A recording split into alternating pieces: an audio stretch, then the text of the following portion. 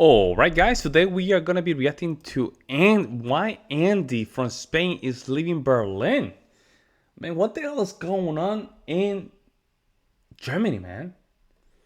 Oh, let's He jump gave in. up trying to make friends. Also, guys, do not forget, make sure you like and subscribe to my channel and comment too. Even if I understand the language, I just don't feel welcome. Loneliness is real. People tend to move here for a couple of years to party and then leave. This is Berlin. Berlin. And this is Andy. Andy is one of around 900,000 foreign residents in Berlin, and she's lived here for 10 years. In this video, she tells us why she came here, how the city changed her, and why now, after all she's been through, she wants to leave. All right, guys. Andy is staying with a friend while we're filming. She is subletting her own apartment because she has spent much of the past few weeks in her home city, Madrid, spending ever less time in Berlin and ever more away.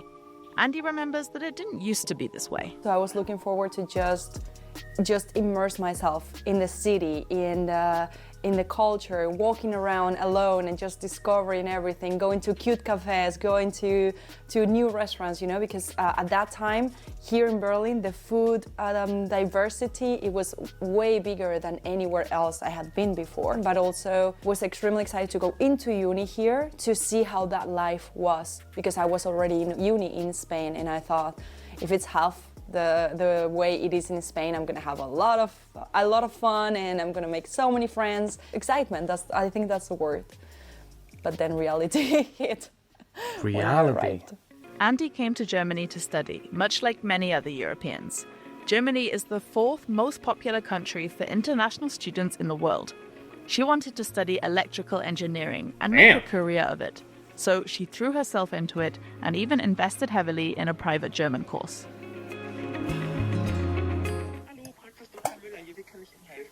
Hallo, ich bin Andrea Jimenez. Ich möchte bei Ihnen einen Termin absagen, bitte.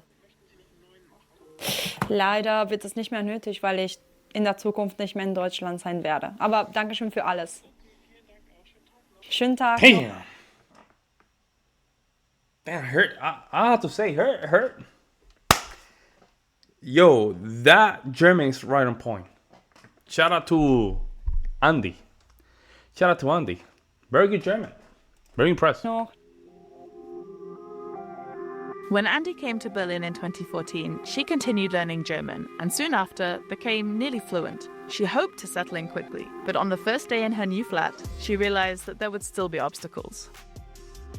What's the obstacle? So I just came from home, from a family, from my room, from my comfort zone, from my cat, you know, and I entered this place completely alone with 4 suitcases, and it was empty, and it was shock. It was just shock because I was used to opening my door and having my cat there or my mom saying hello. So it was silence, it was emptiness, it was loneliness, it was gray, you know.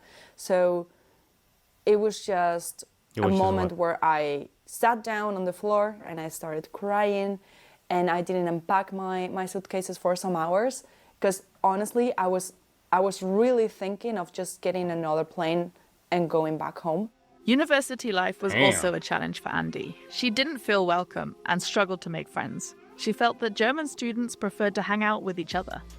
We were not that many students. Let's say we were 7. And I remember specific Andy.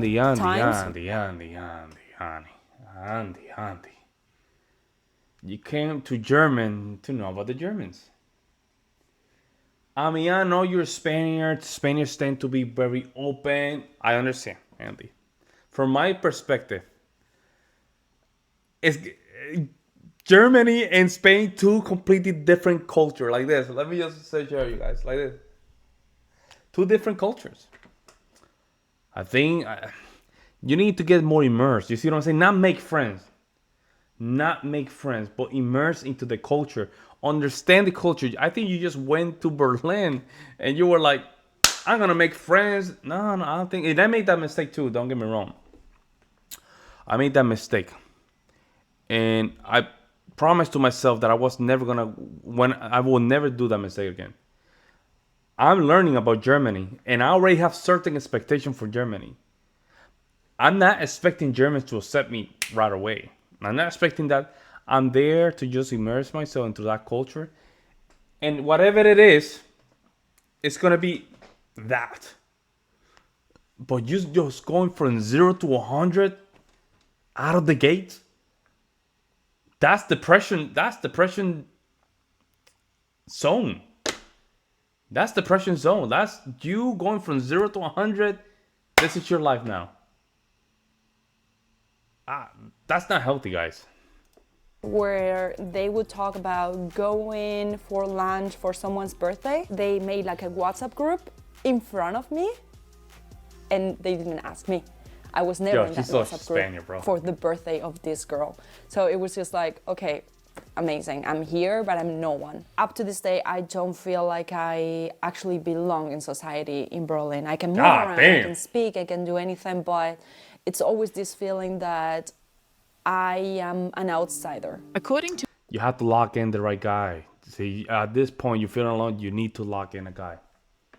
You're looking for a husband, my dear. You're looking for a husband. At this point, you're looking for a husband. And actually, it seems like you like German dudes. I can guarantee you there's probably some German dudes around there that probably will love to be around you. But you have to lock him in. You have to lock him in.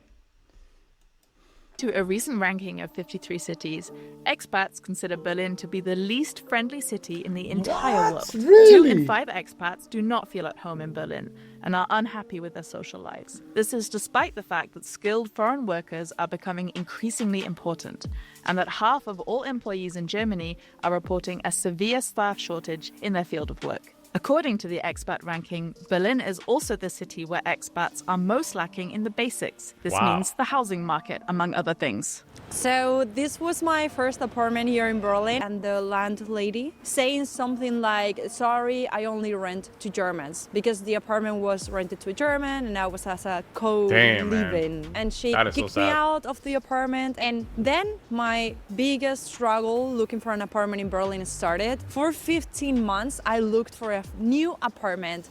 I visited over 30 apartments. I got so many no's. I got so many shitty explanations, honestly. Some of them were that they preferred to rent to a German. Some of them also told me that I was self-ständig, so like a freelancer, and so they wouldn't rent to me because of that, even if I proved that I had meanings to pay for the apartment. Every time I got a no, I then again was in this feeling of like, okay, I don't matter. Andy finally got her apartment because her landlord is also a freelancer and so was familiar with some of Andy's struggles and only gives rental contracts to people in this position. Surveys show that foreigners or people with migrant backgrounds face discrimination when looking for accommodation especially often. The housing market is difficult in many European cities, but the situation in Berlin has become drastically worse in... Well, at that point, that's what I'm going to tell you. Like, it seems like the city's full. Come to the United States. With freelancing, you move right here in the middle of nowhere, you live with $300 a month. Like, seriously, guys, that's when you, at that point, you have to really think, like, maybe Europe is not the place to be. Maybe, let's say you want to, you like the Germans, right? Well, move to the United States, to the Midwest. You're going to, freelancer, you'll be fine. You'll be fine. But it seems Berlin is full, though. It's too many people. It's very small, guys. It's like, it's a small state. Well, it's a small country compared to 80 million. Small country. I'm just saying. Recent years. Newcomers to the city are often only given temporary subletting contracts, meaning that they cannot get registration. Without this, they cannot get health insurance, and it can be hard to open a bank account or get a job. The amount of energy that you require to just get out of your house, it's amazing because you have to wear so many layers. It's just like, I just want to stay home. That's the feeling you get here. So I'm walking against a lot of people, and I feel like their faces go like this. You know, and that's like the standard face that you will see here in Berlin. So when you see someone like smiling or happy, I have the feeling that those people are tourists and don't. Bye. I'll be there in a second. Yeah? It's alright, my puppy's doing a video right now.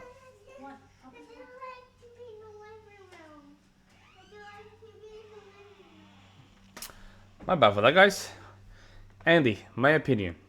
Andy, this is my opinion, right? I think, Andy, you're trying to bring Spain to Berlin. And that's what a lot of foreigners don't understand. You're trying to bring your country to Germany. It's not gonna be the same, right? That's why you're like, oh, nobody's smiling. What? You're in Berlin. You're German. That's how the Germans are. That's how Germans are, you know. Don't have to withstand the German winter for many, many months. It's just a couple of days for them. Yeah, guck mal. Oh, the guy was just killed by some bicycles. Andy is meeting a friend later. She has to shop for some snacks. The cultural differences between Germany and Spain often hit her when she's in a supermarket. To be very honest, this was very different to other experiences because I asked the cashier if like how her day is, how she's feeling, and she responded, which is not normal at all. Usually in supermarkets in Germany, I feel like I'm just another product. With my cashier in the supermarket where I go to in Spain more often, I even ask about her children. But the question remains, why did Andy choose to stay in Berlin you want to come? Did I tell you? What did I tell you guys? She tried to bring Spain to German. No, there's two different cultures. 10 years. Good question. I thought like this feeling of not belonging was something that I had to live with as well. Berlin shaped my personality in a lot of ways. It made me very independent. Thanks to the German way of living, I would say. It also made me very resilient, to be honest. I never had to face those obstacles that I had to face here. Also, oh my God, Berlin made me very direct. Like if I don't like something, I don't waste my time with it. I don't do things that I don't like. Very good things. Berlin taught me to say no, which is something we don't do in Spain. We make a lot of excuses, we go around a lot. Also my habits, for example. Thanks to Berlin, I became vegan, then vegetarian. I know, lady, don't do that. I'm sorry, no. You're almost 35, I guess. Like, don't do that. Like, you do that when you're in your 20s, but at this point, you need to eat some red meat, some eggs. Just get a husband, lady. At this point, you're looking for a husband because you're looking for company. Make some kid, 1 or 2 kids, and live a good life. Like, I don't think being vegan is a good idea. You know, you look quite well. So, and you look like somebody that they want something in life, but don't do this to yourself. Vegan for, you know, in your youth, you know, at the beginning of the years is good. You can just release a lot of those toxins. After that, it's time to eat that red meat. For my business, for everything that I've done, because I invested so much time here in Berlin, learning the language, surviving, moving. What Andy means by this is her work running an online language school and as a YouTuber. After electrical engineering, Andy studied marketing and also got started with YouTube. She made videos of her own struggles, which are intended to help other expats find their feet in Berlin. Herzlich willkommen zurück auf meinem Kanal. Anna is also an expat. She's just come back from her holiday in her home country of Mexico. The two of them are meeting up over burritos. Can you get me that one? Great. It's ordered. Anna has lived in Berlin for 9.5 years, but unlike Andy, is still actively learning German. It's been difficult with German, of course, but you know what? I also feel like it's a Berlin problem. Oh yeah, because think so too. Yeah. Like I know people who live in other cities of Germany and they learn German so much faster because they're able to practice and speak German all the time. But yep, that's that. Hey, Mexican girl's right. I told you. The problem is a lot of these people, they just go to a lot of these countries, and what's the first thing that they do? You're Asian, you want to go to the Asian groups. You're American, you want to go to the American groups, and so on and so forth. And then what you're doing is you're not integrating into the culture. You're not learning the language quite as quick. How can I say this? Quicker than you thought, because what you're doing is you're resting in a pillow, in a cultural pillow, where those obstacles that you need to confront are not being confronted. I think Mexican lady is correct. In Berlin, because everyone speaks English and is comfortable speaking English, it makes Yeah, it that's like true. that much slower. Working in English has not made it easier for Anna to learn German. This is the case for many expats in Berlin. Many feel they do not have enough support to follow a language course alongside their full-time job. And without German, you start hitting limits. For me, the worst things ever is to go to some official offices. Those I think have been were the situations where I felt the most like frustrated. A recent survey found that 74% of expats found it difficult to deal with bureaucracy and authorities in Berlin, compared to 42% worldwide. But Andy and Anna are more concerned about something else. It's also like a big city problem that a lot of my friends have moved away. Sorry. Yeah, exactly. You're a good example for that. Yeah.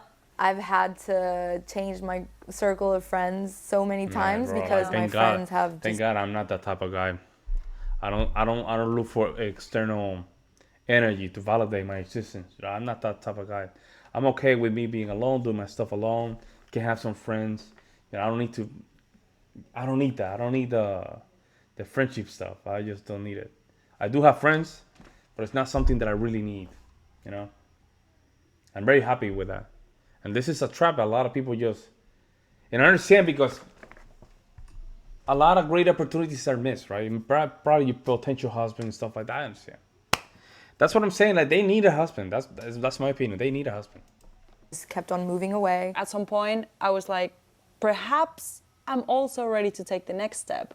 But now I'm on the other side where I'm like, I'm gonna miss these friends that are staying here, And that also makes me extremely sad. Andy starts heading home. In her mind, she is already halfway out of Berlin. Nope. And we're so not I'm doing looking that. for a base right now, Madrid or close to Madrid. It's like I need to be back to my roots. I would love to be closer to my family There we and go. I told you. make up for all the time that I've lost with them. I don't want told to you. make felt like I am a foreigner and I don't belong. So There you go. In other words, I need a husband. I'm telling you guys, you have to read between the lines. You need to read between the lines. You need to read it between the lines. I'm telling you guys, that's what it is. You need a husband and need a family. Sadly, that's how humans are. When you're missing that company, you're looking at the clock, ticking in, you start entering the 30s, all of a sudden, childhood stuff start kicking in your mind. That means that you need a family. But let me know what you guys think in the comment section below. Like always, guys, I will see you in the next one.